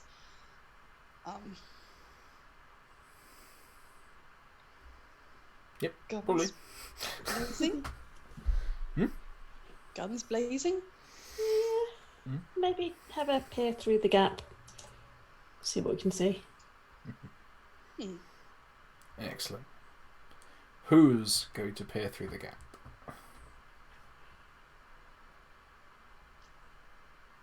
Anita's eyes aren't great because they're rotting. Zeke has night vision, doesn't he? Or at Zeke least. is also a long, long way away. Oh, fuck, yeah, fuck. Okay, alright, it's going to be Timi. Don't expect it to be stealthy though. Okay. Yep. You sneak up to the door. How are you attempting to peek through? Are you climbing up the pile of hoses? Are you attempting to peek through the sally port? I mean, it's closed at the moment. Quietly trying to sort of maneuver the sally port so that you can get it open and try and sort of get a gauge of if not who's in there, how many. Okay. Okay. Sneak? Oh, yes. No. Oh, yes. Oh, God. 10. Okay. Could have been worse. Yeah. You make your way up to the door. That part of the plan seems to be going well. You manage to locate how to open the sally port door. It's not like a simple arrangement. It appears to be some mix of like a pressure plate and something to twist and like a few locking like latches. someone's taken some time to make sure this thing doesn't fall open without someone opening it on purpose. So yeah, you go and you press the pressure plate, which releases the tension on the latches, and you manage to you pull the first latch over, and it grinds a bit. Tunk. You press the second pressure plate, you pull the latch. Thunk. You lift the one at the bottom. It goes like ping. Oh shit! What the hell's that? And you hear something like fall off, rattle on the floor. Only because it's a particular sort of metal clanging sound, and you're very attuned to that sort of thing. And the sally port slowly opens. It's actually clearly, been maintained. Probably because it's the only easy way to get through. With all these fucking hoses everywhere. And Zeke, you walk out into the courtyard in your new denim disguise. What are you doing? You've been walking around nonchalantly. Yeah, sort of making a line for the row of buildings on the other side of the courtyard. Hoping that anyone that spots me from above will just go, "There's someone on the way to do something," and ignore me for the most part. Okay. So yeah, you cross over the... Are you walking around the edge of the courtyard or straight across? Round the edge. Okay. Yeah, you skulk suspiciously around the edge of the courtyard. A few people,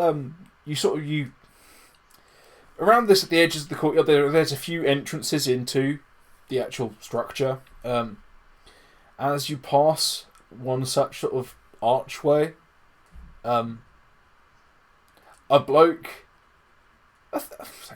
a skinny bloke, talking to a few women, all wearing black armbands. They all appear to have quite well-maintained weapons. They're sitting next to a large gate that's at the other side of a wall, sort of thing. So it's the opposite wall from the archway. Presumably the gate out of the fort. And they're sitting there, playing a game of poker. They're quite clearly, smoking, playing a game of poker. One's polishing their gun. One of them sort of just waves to you.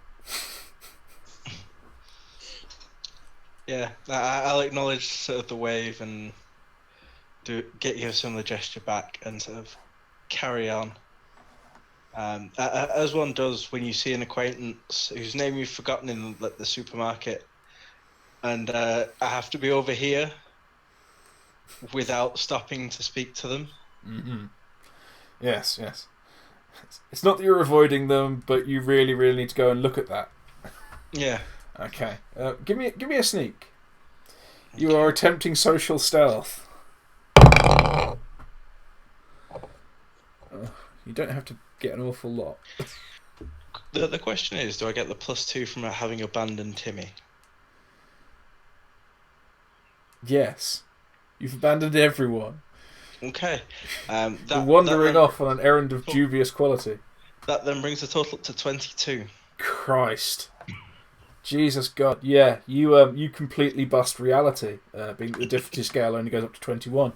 So yeah, you walk past with a friendly but dismissive wave, and you hear this little cluster of Blackwatch guards just well, fuck him then. Clearly doesn't want to play. Oh, I'm just going to offer him some coffee. That's right, they have coffee. Ooh. God knows where they got that. And oh yeah, that I'm sure that was Bob. I owe him a few cigarettes. Yeah, well, from the last game. Oh well, sure we'll catch him later. So now you know the name of one of the guards you murdered. And he had friends. He had friends who were going places and they owed him cigarettes and a cup of coffee. Oh, sure that wrenches your heart. But yes, you wander off towards the ramshackle buildings at the other side of the courtyard. These are sort of low corrugated iron and wood buildings. They've clearly been post desolation buildings.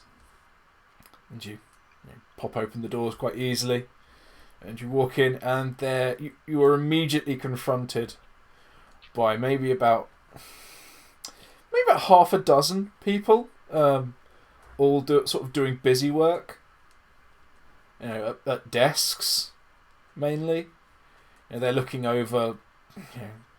They're looking over basic bullshit admin work. They're keeping track of stores and complaining to each other about how dull it is, having to determine how much cabbage everyone gets in their rations. With the latest supply shortages.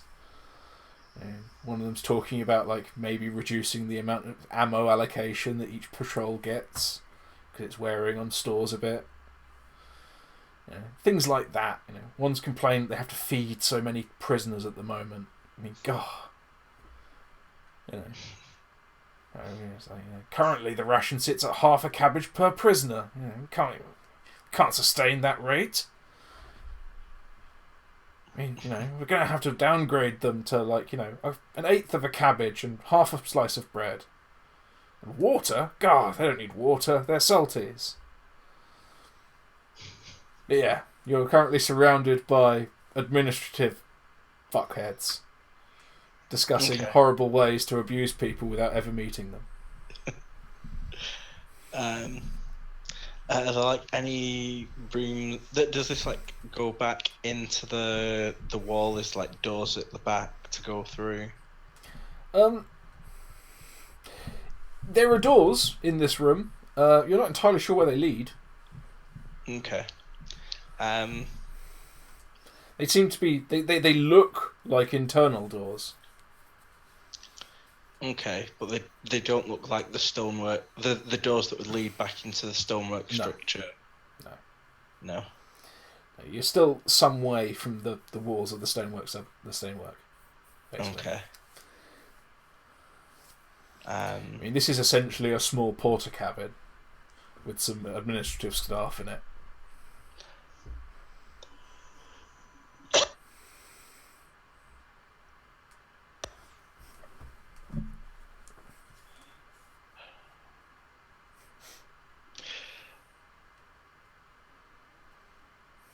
Zeke will sort of take stock of the room.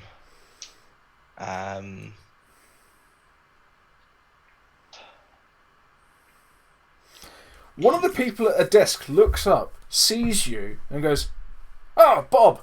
Oh, I suppose you're here for the for the requisition forms." Wait a minute, you're not Bob. Who are you? Why are you wearing Bob's jacket? I'm the new guy. Bob sent me up to get the requisitions forms for him, but said because I've misplaced my jacket. You see, he said there'd be trouble if I came up here without one. Misplaced your jacket, is it? Oh, God. Do you know how hard it is to get denim nowadays? God. Oh, we'll have your hide for this, Milado. You come with me. And this person stands up, and until they stood up, you got the impression that they were very tall. But they stand by hopping off their chair and remain the same height.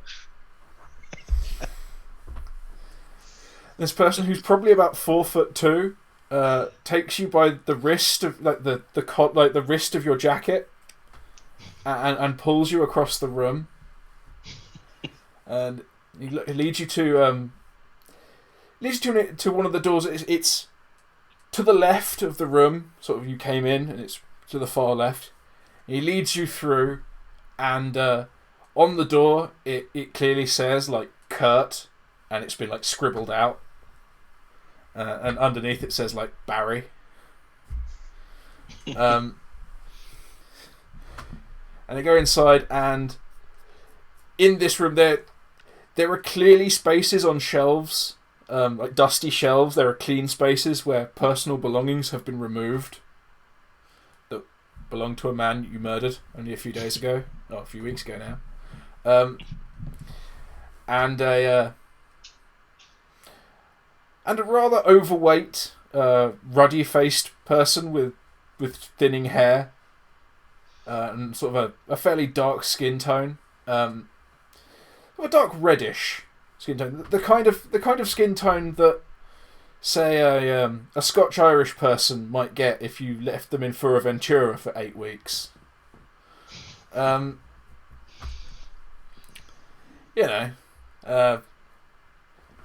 Sort of skin tone one might describe as thoroughly sunburned. Turns around on a swivel chair that's slightly too high for them and says, "What the bloody hell's going on here?" It's like, "This one says he's Bob, but it's not Bob. It's like, we can't be dealing with this. He's lost his jacket." And they reach up and pull the jacket off you. Like, yeah, I'll let the jacket go. Yeah. They sort of see you, for some reason, wearing a rucksack under your jacket with a duster tied to the top of it. Most irregular. Who the hell are you? How did you get in here? The name's Smith. I signed on a couple of weeks ago. Bob sent me up to just get his requisition forms. Well, Smith, we're going to show you how we do things around here. So, Timi, you've pried open the sally port ever so very slightly. You've peeped round very quietly, very carefully. So you think. Give me perception. What do you see? Not a lot. Not a lot at all. 5. 5. In total. Okay. Yeah, why not? Right. You peek through this sally port, and what you see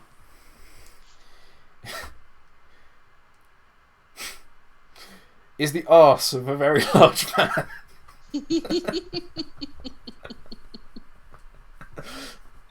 He's puffing a bit. You hear him. Anyone behind you would have heard him grumble, "Bloody hell! Why do I have to do this patrol on the catwalk?"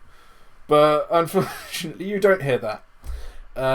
What you see is a raised platform. Sort of, you look down, sort of around his leg, and like over his hip. Like, for fuck's sake, get out the bastard way! And you can see sort of a raised catwalk around, a pit, which seems to be filling with water slowly. And in the water, you see Salties frenziedly bailing and operating pumps and desperately trying to move rocks and things. Being flogged by bluecoats.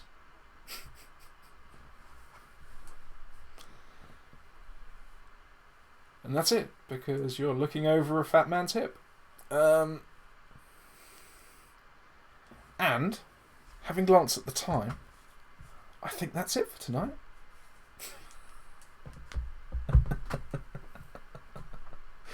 So yeah, there we are. That was episode 27, I believe, of Monday Nights Get Nuked. We achieved a great deal. You achieved a great deal. You freed 50 odd people from bondage and oppression. You managed to discover the end goal and abandon it and wander off to go and do some light administration work. You managed to lock some people in their bed and abandon some naked people who were helpless in the shower. So yeah, that was that. So, well done, all in all. Right, so let's do the wrap-up then, shall we? I'm trying to remember what we say at this point. So what I shall do is, I shall do me, and then we'll go to Spanners, because Spanners knows what's happening, and we'll go around everyone, blah blah blah, do the normal shit. So, I was thirsty. I was the world. I attempted to get people to hurt you, but all you did was kill them. I attempted to make people talk to you, but all you did was demand questions of them, and they didn't know the answers. So yeah, you can find me on Twitter at thirsty_BTP. You can find me on bloodthirstypups.co.uk, where we're sort of doing a rebirth of the thing and we're changing stuff. You can find me here on Mondays as well. You may soon be able to find me elsewhere on Fridays as well. And in the meantime, because I know you'll miss me so terribly, you can watch the archive of past episodes on YouTube on the Bloodthirsty Puppets channel. And from there, I shall have to say I quite enjoyed that, because I got to reiterate my key rule of world building, that not everything you find is useful. You can wander off and find the canteen and the people bunking off of their job and the administration office and get pulled up for uniform violations. So yeah. And not all NPCs want to help you all the time. They have their own goals. But there we are. That was me. That was the world. And now we shall hop down to Spanners, because she should know what she's meant to be doing now. Excellent. You'd think so, wouldn't you? Yes, so I am Spanners. That was awesome. I really enjoyed playing Timi. I don't want this to end. But it must. And it nearly did, because she did actually get shot. And if it wasn't for that botch, she would now be or I would now be playing a squirrel. Or Scuttle. Yes, so you can find me on Twitter at Spanners_BTP. And you can also find me on bloodthirstypuppets.co.uk. Look out for blogs coming soon with stuff. You can also find me on Dark Dice, which has got another episode which has just dropped, so please go find it. And I make no apologies for lots of blood-curdling noises going in the background there. And other things coming very soon. Doesn't that sound ominous? It should. That is properly ominous. Perfect. Right. Lilth, you know what you're doing. Do I? I hope so. Doing this nearly a year. Yeah. I'm Lilth. I was playing Anita in what was a very, very fun episode. I've now got more drugs to try out on people. Bonus. Yay! So, let's try and remember where you can find me. You can find me on Twitter at Lilth21, where I tend to retweet random stuff and very rarely make my own posts, but I respond to other people's. You can find me on a Monday night here, and you can find me on a Saturday night playing D&D on Kit Battlebeard's channel, where apparently we're wrapping up another arc. Or so I'm told. How many arcs is that since we started? 2, 3? It's the end of the second arc. Oh my god. Yeah. Whew. Yeah. It's almost like I have no idea where we're going and keep stringing you guys along. Who knows? Yeah. Yeah. I'm not blushing. I always look like this. And that's me. Oh, excellent. And last but by no means least, our glorious companion who by no means caused us like 8 minutes of technical disruption. Or tried to cook his computer. I've been Eivor playing Smith's game written up for technical violations. Yeah, that was a lot of fun. The joys of understanding that world building may not lead to everything being useful, but still poking and prodding it anyway. Yeah, well, that's what I like. You know, it's not a real world unless there's useless bits and boring bits, and you know, you can't have an enormous fortress without someone having to sit there and working out how much cabbage everyone gets in their rations. Yes, that was good fun. You can find me on Twitter at Eivor_DNABC. You can find me here on a Monday night, and otherwise in the nebulous north. Excellent. Right. Well, all that said, time at the bar. Drink up, folks, and cheerio.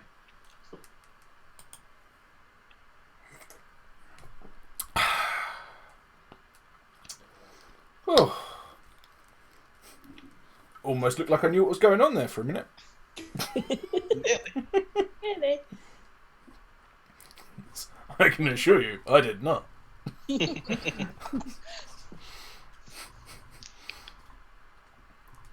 We have tackled less than a bullet point of notes Yay! in that session. So about normal then? Actually, no, slightly more than normal. Oh no, you didn't complete the bullet point. No, yeah, so slightly more than normal. Yeah. In fact, you didn't finish the first sentence of the bullet point. Still slightly more than normal. True. True. Well, you know. That's life. It's Yeah. what we do. Yeah. I can't believe I rolled 2 botches in a row again. To be fair, that's not the worst, though. I rolled 2 botches at the same time. Alright, that's better. Or worse. I'm not sure. I rolled a double botch. I rolled for 2 NPCs in absentia, and they both botched at the same time. It's appalling. Yes. But good, Yes. nonetheless. Yes. Okay. 2 trained soldiers botched to spot 40 people.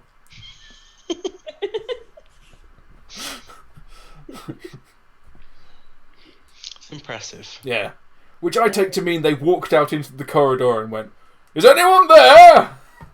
and got jumped by 20 people each. You know, just washed away in a tide like a zombie apocalypse. And it's just the visual of the little old lady. I've sorted it out. That was it. Yeah. Yes. In my head, that was one particular little old lady I know, and it was just absolutely perfect. Oh, fantastic. But yeah. Once again, guys, thanks for playing. Thanks for putting up with me for almost literally a year. Yeah. Not a problem. It's We need to fun. have like a birthday episode next week. Mm. Pop goes the weasel, you will die. It's like a little gif at the bottom. Yeah. Oh, we'll have to see. Right.